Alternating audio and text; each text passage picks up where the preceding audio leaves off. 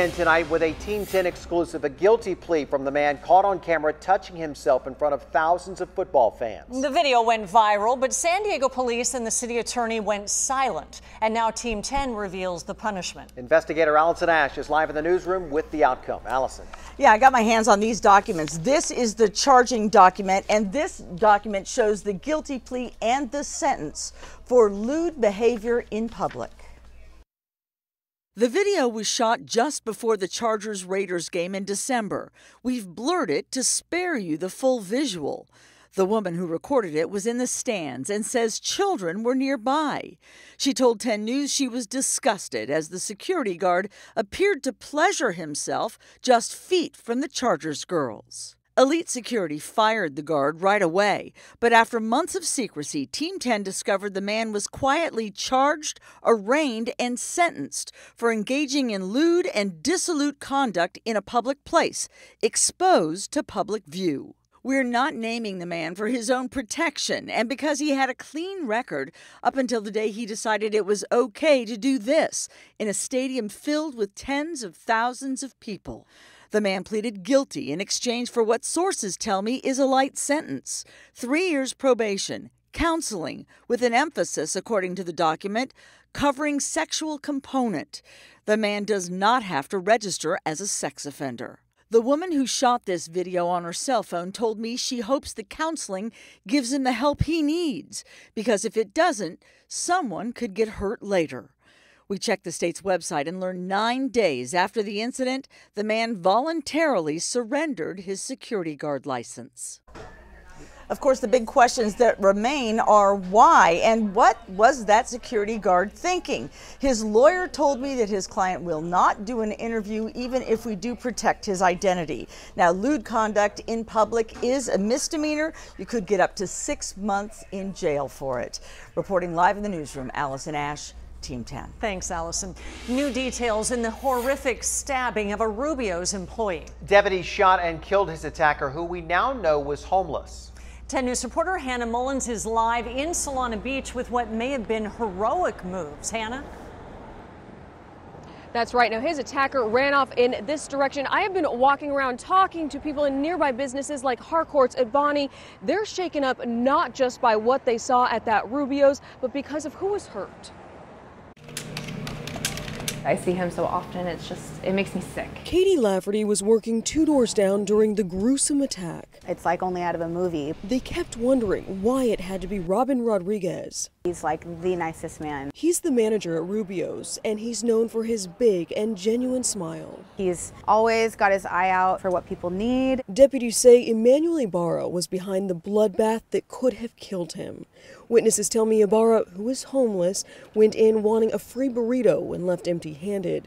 They say he came back and stabbed Rodriguez in the head over and over. Rodriguez's wife tells me he made heroic moves to keep his team from getting hurt. That really just seems like his personality to make sure everybody else is okay. Deputies tracked Ibarra to the train tracks under an overpass. They say Ibarra popped out and lunged at a deputy with his knife. That deputy fell to the ground. Then they say he bull rushed the second deputy who shot and killed him. Detectives noticed the tip of the knife had broken off. Doctors found it in Rodriguez's head. The more details I hear about it, the more upset it makes me. While they wonder why him, they can't help but think more would have been hurt if it was someone else. No one deserves to have what happened to him happen to them, especially him. His wife tells me the Rubio staff has come together to really support them as a family. Somehow he will live to tell the story. We're live in Solana Beach. Hannah Mullins, 10 News. Quite a man. Thank you, Hannah. New developments. The mother of this pregnant military wife describing for the first time the pain of losing her daughter and unborn granddaughter on Mother's Day. And 10 News reporter Steve Fiorina is in El Cajon, where that mom had some strong words for the accused drunk driver. The judge ordered us to blur the face of Andrew Malonis, arraigned on charges of murder, DUI, and hit and run for Sunday night's fatal crash in Ramona.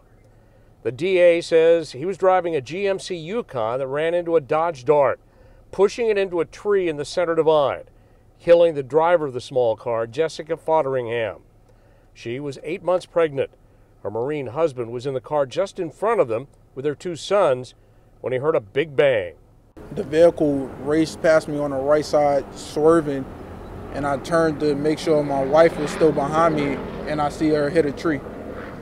It was like my heart and life just dropped. He ran to help, even broke out the windshield, but couldn't save her or the unborn baby girl. It hurts. The screams of my sons live with me forever. Trying to stay strong, but it's tough. At 23, I don't even know what to say. My mom is still here. And at 8 and 9 years old, you should never have to bury your parent. His mother-in-law, Jessica's mother, is also devastated. These last few days have been the hardest days of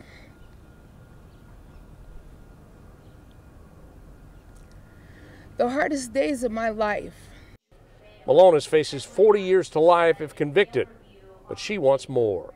I wish we were in a state where they give the death penalty, because that's what this guy deserves. He maliciously took 2 lives. Bail set at $3 million, and if he does make bail, he will be electronically monitored to make sure he takes no drugs, no alcohol. Live in El Cajon, Steve Fiorina, 10 News. All right, Steve. Brian Schlonsky here in the 10 News Live Center, and happening now a fire, a big grass fire burning very close to the Valley Children's Hospital. This is in Madera County. You see pictures of the smoke, and there you can even see some flames. It looks like almost on the horizon line there. This is just north of Fresno. At this point, none of the smoke is affecting traffic, and firefighters don't think that the flames will affect any businesses. That's the good news. It shouldn't get too close to that children's hospital, but you see, at one point this was multiple fires, all now conjoining into one fire burning right near that children's hospital. Kimberly? Thanks, Brian.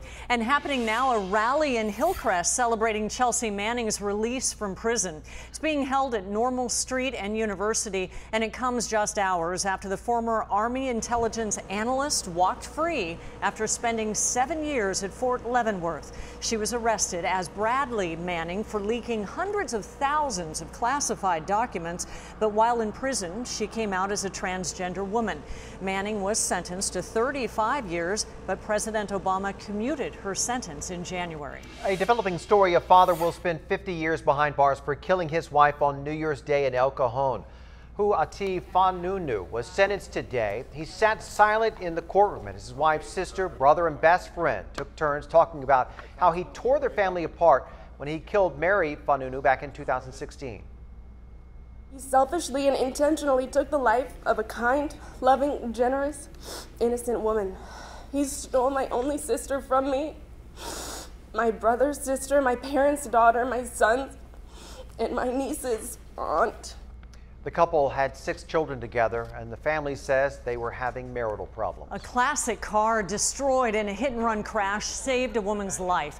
She was watching TV just on the other side of this wall in Lemon Grove when she heard a loud bang last night. Well, a truck hit several parked cars and then slammed into her husband's '59 truck. He says he's had it since he was 16, but he's thankful it was there to stop the out-of-control car. It's kind of irreplaceable to me, but at the same time, if there was no vehicle there, if that big truck wasn't parked there, you know, that car would be in my living room, and you know, there could be much bigger consequences. For sure, and police are still trying to track down that driver. We got a crime alert. Local Little Leaguers cannot even take the field tonight because thieves broke into their sheds and stole their equipment. They destroyed the locks and hinges on 7 buildings at Choyas Lake Little League last night. The thieves then took some gear, including some bats, worth about $50 each. But the damage is causing the biggest problem. Fixing all the doors could cost several $1,000s. Little League officials tell 10 News it seems like the thieves, they've been there before.